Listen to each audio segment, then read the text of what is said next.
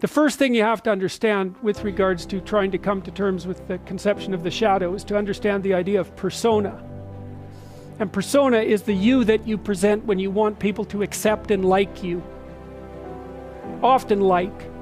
Let's say that you go to a party and you're trying to impress the people that are there and you're trying to get them to like you. And so you maybe get jabbed at a little bit and you laugh and you go along with everyone so that they like you, and then you go home and you're bitterly resentful about the way that you were put down at this party. It's going to make all sorts of aggressive and vengeful thoughts sort of flash through your imagination. Well, the first part of the problem is that you were too much persona, right? You sacrificed yourself in some sense at the party so that people would like you. And in the second part, you're refusing to admit to the existence of those elements of you that would have actually protected you from doing that. So let's say you go home and you're all bitter and resentful and you have fantasies of revenge. I mean, that reveals to you the shadow part of you that's aggressive.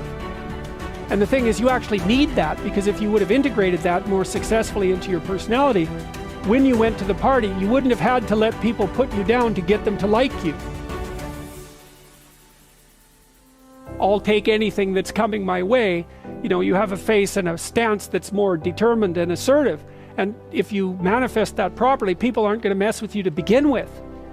But you may have already adopted a morality that says, well, I have to be likable and I shouldn't do anything that causes any conflict and I shouldn't ever, hurt anybody's feelings. And so you're just to present yourself as a punching bag, and you think that that makes you a good person, but it doesn't. Your attention, for example, is mediated by unconscious forces. And you know that perfectly well. And this is another Freudian observation. If you're sitting down to study, for example, your conscious intent is to study. But you know perfectly well that all sorts of distraction fantasies are going to enter the theater of your imagination non-stop and annoyingly. And there isn't really a lot you can do about that except maybe wait it out.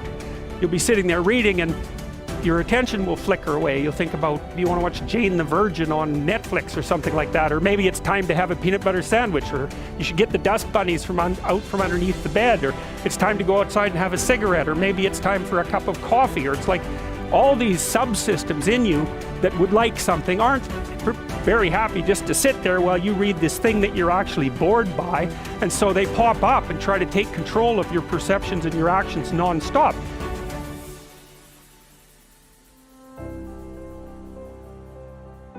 Maybe you think, well, this is a stupid course anyways. Why do I have to read this damn paper? And what am I doing in university? And what's the point of life? It's like, you can really get going if you're trying to avoid doing your homework. And then you might think, well, what is it in you that's trying to avoid? Because after all, you took the damn course and you told yourself to sit down.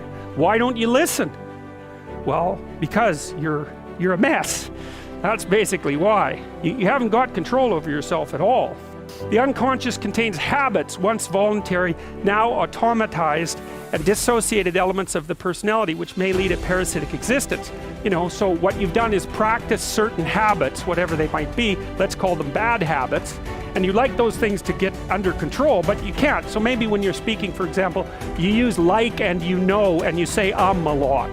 And you've practiced that, so you're really good at it, and you'd like to stop it, but you don't get to, because you've built that little machine right into your being, right? It's neurologically wired, and it's not under conscious control. And anything you practice becomes that. It becomes part of you, and that's another element of the unconscious, a different part. And then there's a creative part, which is that, well, you're sitting around and maybe you're trying to write something, or maybe you want to produce a piece of art or a piece of music, or maybe you're just laying in bed dreaming and you have all these weird ideas, and especially in dreams, it's like, where do those things come from? And even more strange, one of the things that's really weird about dreams, and almost impossibly weird, is that you're an observer in the dream. It's like a dream is something that happens to you. Well, you're dreaming it, theoretically, so how is it that you can be an observer? It's almost like you're watching a video game or a movie, but you're producing it, at least in principle, although the psychoanalysts would say, well, no, not exactly. Your ego isn't producing it. Your unconscious is producing it. It's a different thing. It isn't you exactly, or it isn't the you that you think of when you think of you. And that's the ego that you identify with. That's the ego. That's more the place of impulses, and you could think about those as the biological subsystems that can derail your thinking, right? And that govern things like hunger and sex and aggression and your basic instincts is another way of putting it. And it's a reasonable way of thinking about it because these are subsystems that you share with animals. You share them certainly with mammals. You share most of them with reptiles. You share a lot of them with amphibians, and even going all the way down to crustaceans. There's commonality, for example, in the dominance hierarchy circuits. And so these are very, very old things. And the idea that you're in control of them, well, you're not exactly in control of them. And I would say the less integrated you are, the less you're in control of them. And the more they're in control of you,